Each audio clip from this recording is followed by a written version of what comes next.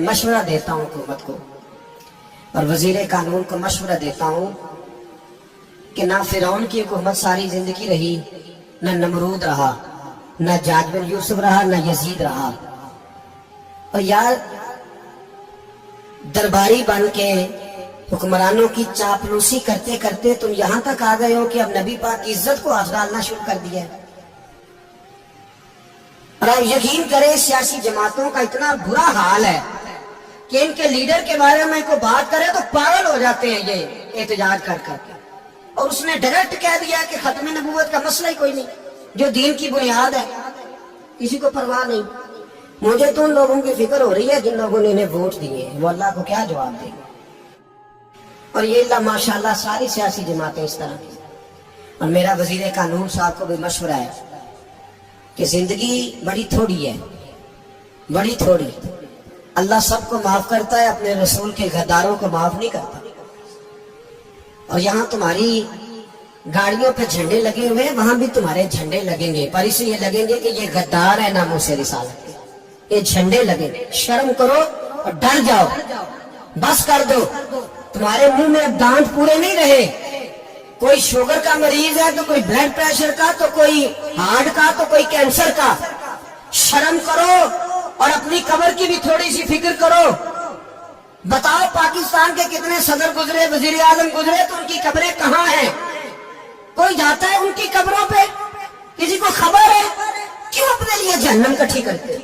सारा कुछ दुनियादारी रह गई है, सारा कुछ सिर्फ यही रह गया। हजरत अबू बकर सरदार थे, हजरत उमर सरदार थे कबीले, हजरत उस्मान सरदार थे। उन्होंने सरदारियों को ठोकर मार के रसूलुल्लाह के कदमों में बैठना पसंद किया। सरदारियां छोड़ के गुलाम बन गए। तुम सरदारियां बचाने के लिए रसूलुल्लाह की गद्दारी करते हो, शर्म नहीं आती।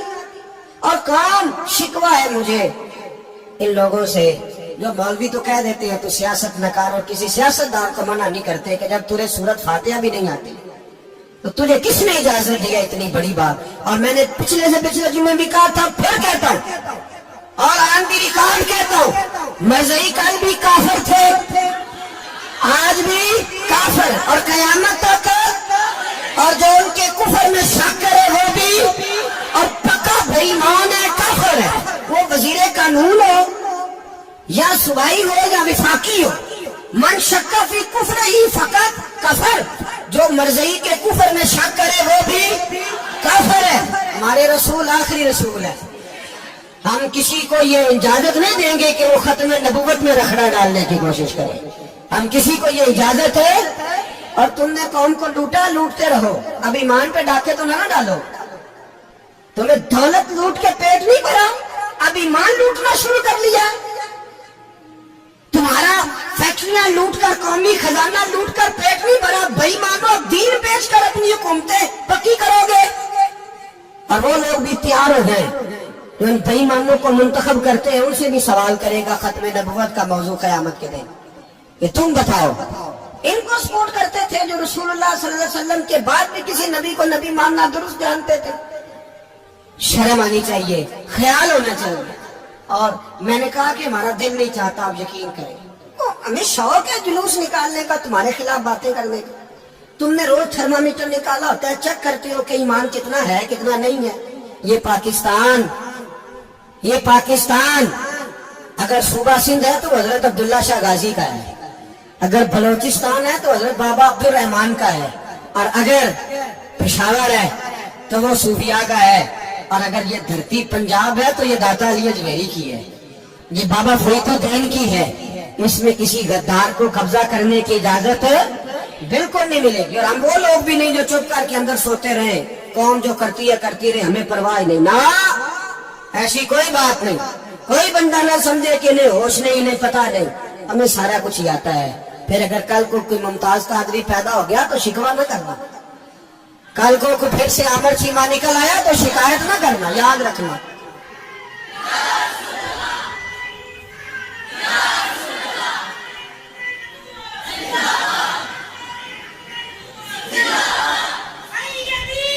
तो मेरे भाई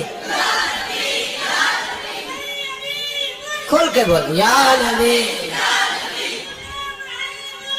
रसूल के बोल।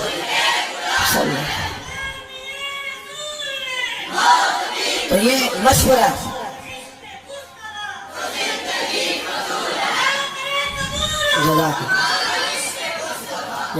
تو یہ تمہیں مشورہ ہے.